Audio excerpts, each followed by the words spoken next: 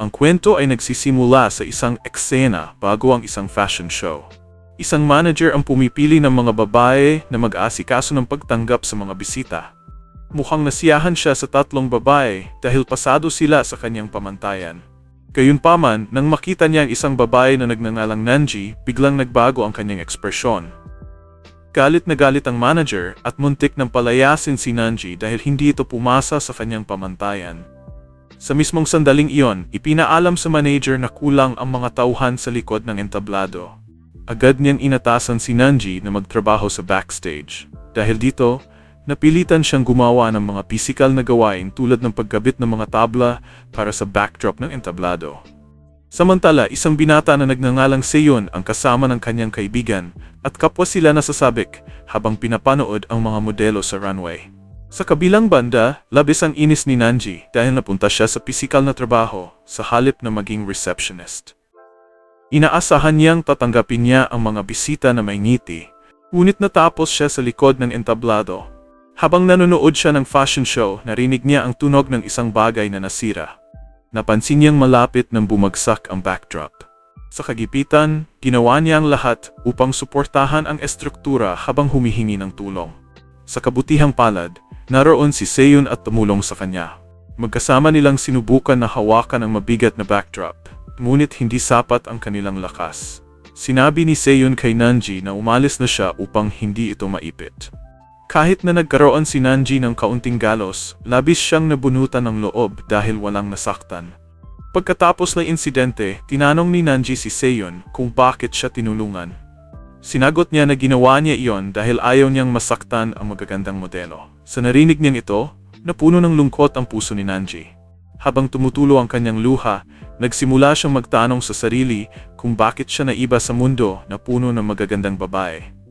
Bumalik ang eksena sa nakaraan nang unang makilala ni Nanji si Seon. Siya ay isang modelo para sa isang klase ng painting sa universidad.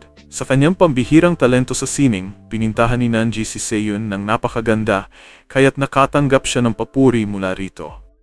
Dahil dito, unti-unting nahulog ang loob ni Nanji kay Seon. Nasasaktan si Nanji dahil tila nagmamalasakit lang si Seon sa mga magagandang babae. Tinangkang sirain ni Nanji ang painting na ginawa niya, ngunit hindi niya magawang sirain ang sarili niyang obra. Sa huli, sinisi niya ang kanyang ina sa pagiging pangit niya dahil ang kanyang ama naman ay magandang mukha.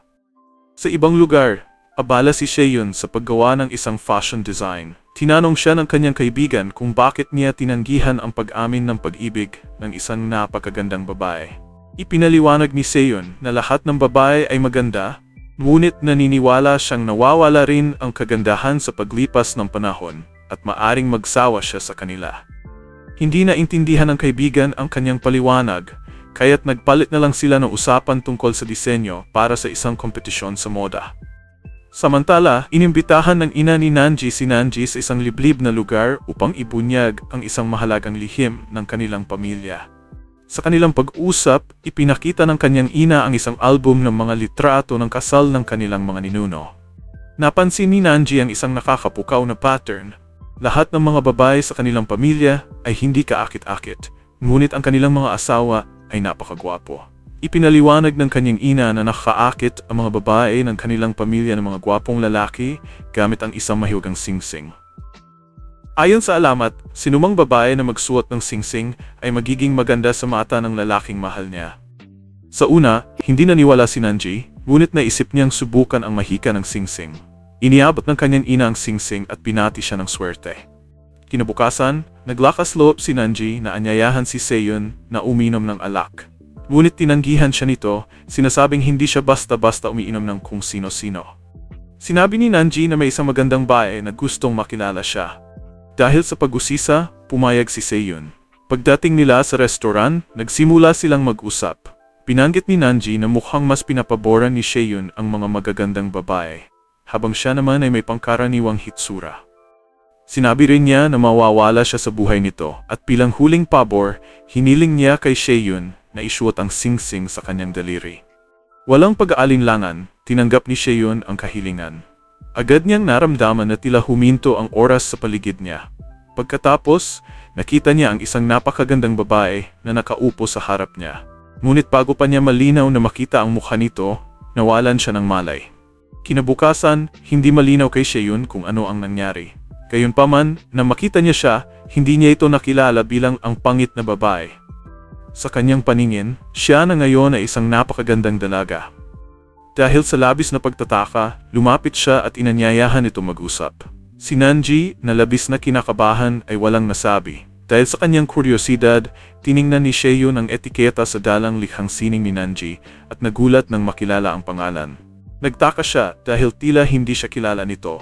Makalipas ang ilang sandali, nagkita si Nanji at ang kanyang matalik na kaibigang si Tae. Nag-usap sila ng puno ng biro at saya, hindi nila alam na pinagmamasdan sila ni Seyun mula sa malayo. Habang nangyari ito, may isang babae na lumapit kay Seyun upang magtanong. Nang malaman niyang malapit na kaibigan ito ni Nanji, sinamantala niyang pagkakataon at hiningi ang numero ng telepono ni Nanji. Pagkatapos, tumiretso si Seyun kay Tae at sinabing lumayo ito kay Nanji. Ibinunyag niya na interesado siya kay Nanji at nais niya itong ligawan. Gulat na gulat si Tae sa narinig.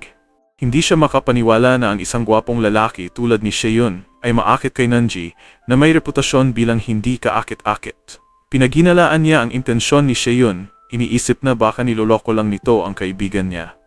Sa wakas, inimbitahan ni Seyun si Nanji na lumabas. Nabigla ang mga kaibigan niya na makita nilang binibigyan ng atensyon ng isang sikat at gwapong lalaki si Nanji. Sa kanilang date, binilhan ni Seyun si Nanji ng isang dilaw na damit at tinala siya sa isang restoran kung saan sila nag-inuman. Habang nag-uusap, tinanong siya ni Seyun tungkol sa isang babae mula sa kanilang klase na magaling magpinta. Gusto niyang malaman kung sino ang babaeng gumuhit sa kanya. Dahil sa kaba, sinabi ni Nanji na ang babaeng iyon ay si Mio. Ilang araw pagkatapos, binisita ni Seyun ang bahay ni Nanji. Aksidenteng nakita niya ang tunay na mukha nito at naisip niyang ito si Mio. Habang nasa silid, nakita niya ang isang pulang diary na pamilyar sa kanya. Dahil nakita na niya ito nung una niyang makilala ang isang babae. Kinabukasan, inimbitahan niya si Nanji na pumunta sa kanyang klase dahil gusto niyang ipakilala ito sa kanyang mga kaklase. Sa hindi naasahang pagkakataon, inanunsyo niya na si Nanji ang magiging modelo niya para sa isang paparating na kompetisyon sa moda. Nagulat ang kanyang mga kaklase dahil pinili niya ang isang babae na itinuturing nilang hindi maganda. Agad na tinanggihan ni Nanji ang alok dahil alam niyang hindi siya pasok sa mga pamantayan. Habang naglalakad, aksidenteng nakita ni Nanji si Mio, ang kanyang kababata, na kararating lang mula sa ibang bansa. Lumapit si Mio upang hilingin ang kanyang pulang diary dahil may mahalagang bagay na nakatago rito. Ang eksena ay bumalik sa nakaraan kung saan unang nagkakilala sina Mio at Seyun sa isang aksidente. Pareho silang naakit sa isa't isa, kaya't ibinigay ni Seyun ang kanyang numero at inilagay ito sa loob ng diary. Mula sa malayo, pinagmamasdan ni Seyun si Mio at Nanji. Sa ilalim ng epekto ng mahiwagang singsing, pareho silang nagmumukhang maganda na may halos magkaparehong mukha. Dahil dito, inakala niyang siya ay naloloko at paulit-ulit niyang kinuskos ang kanyang mga mata sa pagkalito. Pagkatapos nilang magkita, inihatid siya ni Seyun sa kanyang bahay. Bago magpaalam, binigyan niya siya ng pabango na amoy rosas. Labis ang saya niya dahil ipinakita nito kung gaano siya pinapahalagahan. Sa mismong sandaling iyon, nakatanggap siya ng mensahe mula kay Mio na nagpapaanyaya sa kanya na magkita sa isang nightclub. Si Mio, na selos sa tagumpay ng bida, ay may balak na ipahiya siya sa harap ng isang grupo ng mga lalaki.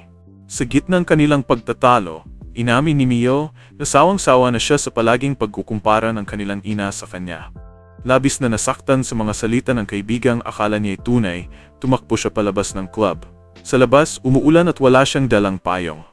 Biglang dumating si Seyun, inialok siya ng masisilungan at tinala siya sa isang ligtas na lugar.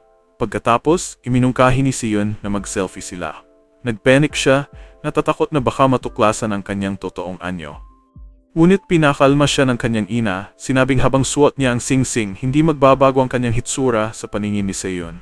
Hindi naasahan, ipinost ni Seyun ang larawan nila sa social media, inianunsyo na sila'y nagde-date. Ang balitang ito ay kinagulat ng lahat, sa universidad at pati na rin ng mga kakilala nila. Naging sentro siya ng tsismis, at maraming nagsasabing hindi siya bagay kay Seyun. Gayunpaman, binati siya ng kanyang kaibigan at inamin na nasungkit niya ang puso ng lalaking pangarap niya. Ngunit, si Tae ay may pagdududa tungkol sa kanilang relasyon. Dahil sa kuryosidad, tinanong ni Tae si Seyun kung ano ang nagustuhan nito sa bida. Walang pag-aalinlangan, sinabi ni Seyun na inibig niya ito dahil napakaganda niya. Ngunit si Tae na nagdududa ay hindi naniniwala sa sagot ni Seyun.